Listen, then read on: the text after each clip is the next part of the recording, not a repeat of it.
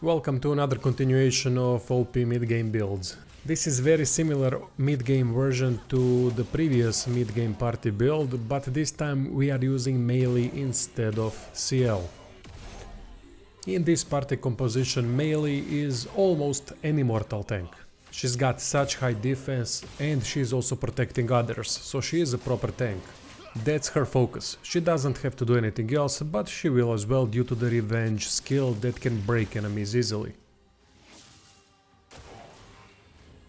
In this video focus is Maelle, and I'm also gonna show you what things I've added for Verso and Lune in order to fit the combination with Maelle.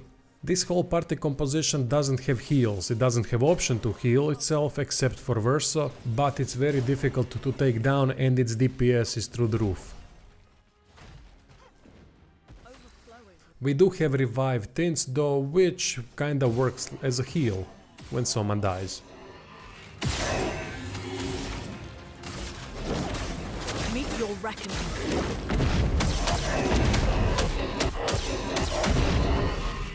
Cut him down.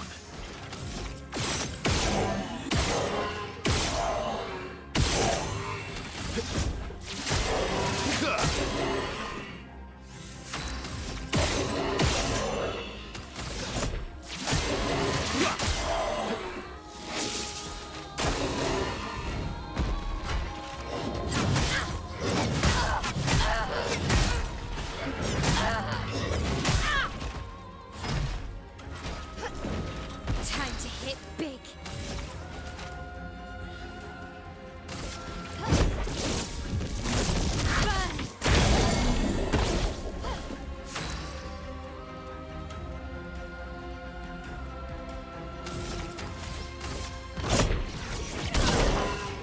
Let's carve a path.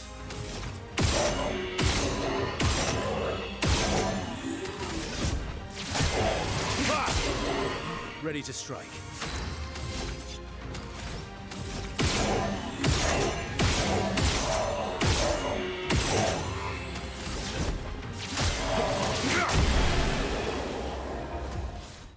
Let's show what I've done with Maelle.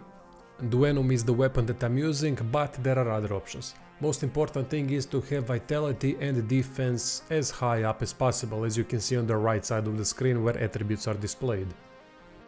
Duenum is good because in defensive stance gaining action points also gives 1 action points to allies. This is very nice support thing to have because Lune is going to need a bit of help with action points. Another option is Challium that can be found in Sinister Cave. Sinister Cave walkthrough is coming soon on the channel. If you can parry, Challium is by far the best weapon to have with this build.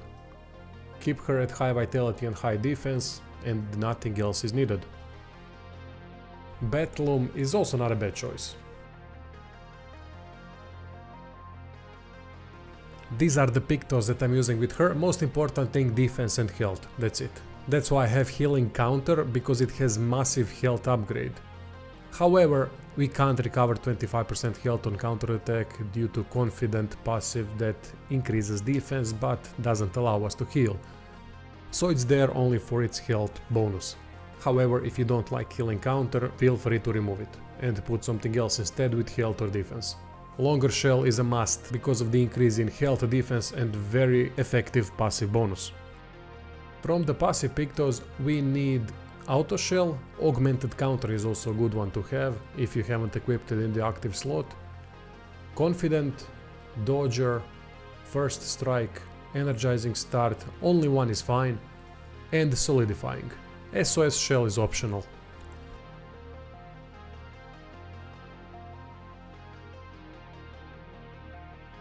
Regarding skills, we need Revenge. Revenge is great to break enemies and its damage is increased for every hit received, which is perfect for a tank that is there to get hit instead of others.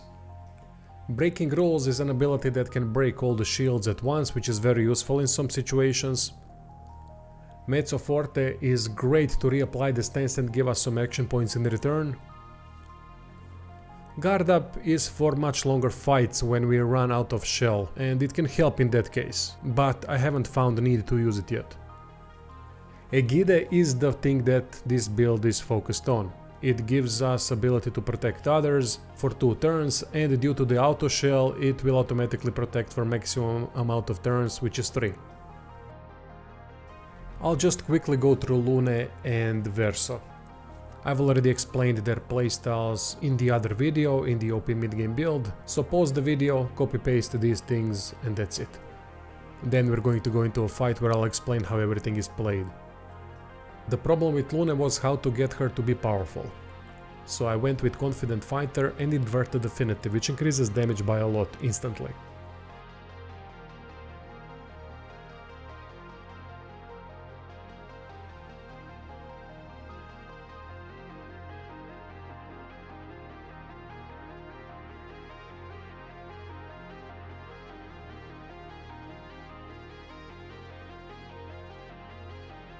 Verso is the only one that can heal. His abilities are really not important at all. We do have perfect recovery, which is a good thing to have for him in this case. Overload is also there, but it's not necessary at all to go into low HP in order to do maximum amount of damage. Most important things for him stay the same. I've only added Immaculate because it's increased damage until a hit is received, which kinda works really well with this type of a melee tank protecting build. Healing share is there because it gives us health and critical rate, that's it. Its passive doesn't matter. With him I didn't have enough points to go for auto shell and longer shell, but solidifying is a must. If you've invested a lot more points into Verso, add a longer shell and auto shell. SOS shell also isn't bad, but it costs a lot to have all these shells on all the characters.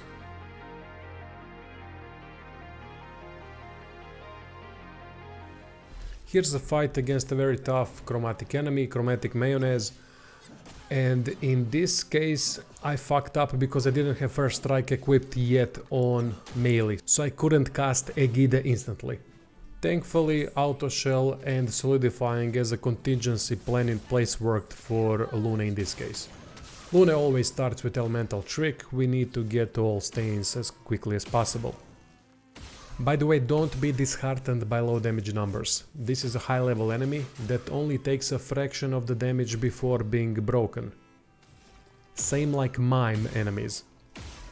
With Verso we do the same thing all the time. We shoot, shoot and shoot, and then we hit the enemy with auto attack when they have the mark on them.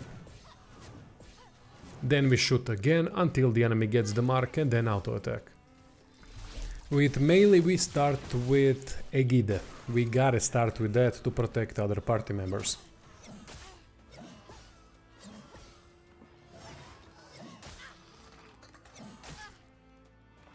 The next turn go for either Elemental Genesis if it's possible with Lune, and use Revenge if you've taken some hits with Maelle.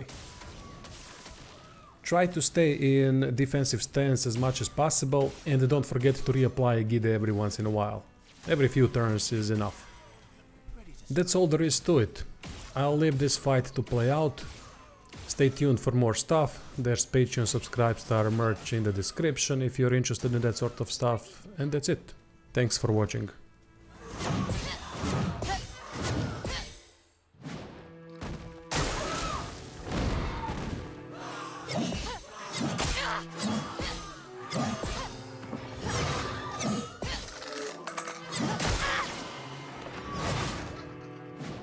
Let the ink flow. Meet your reckoning.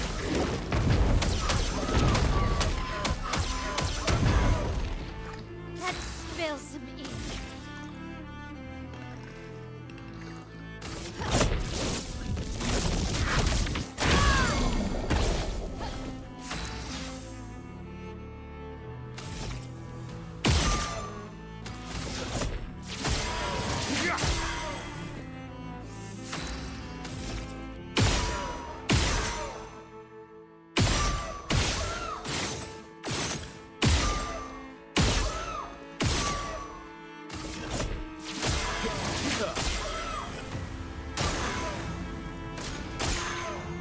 A storm is coming.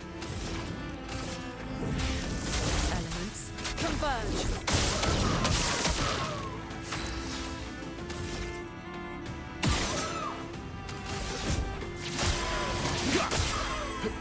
outmatched.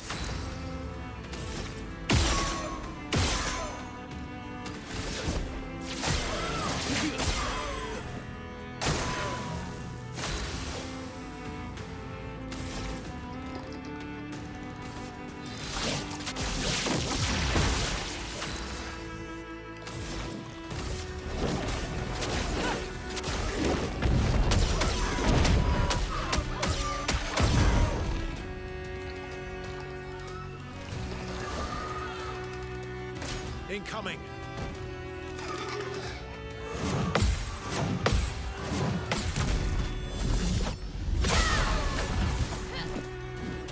Maximum damage.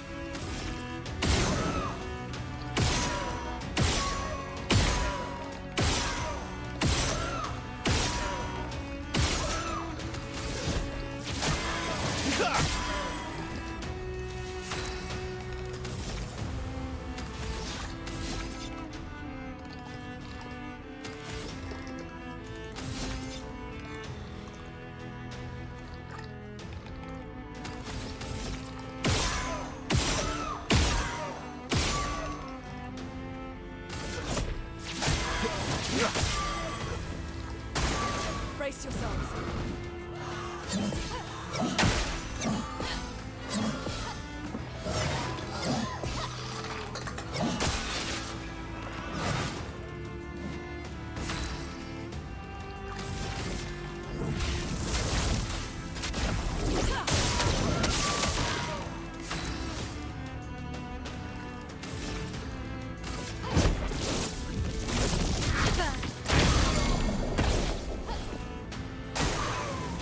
Let's carve a path.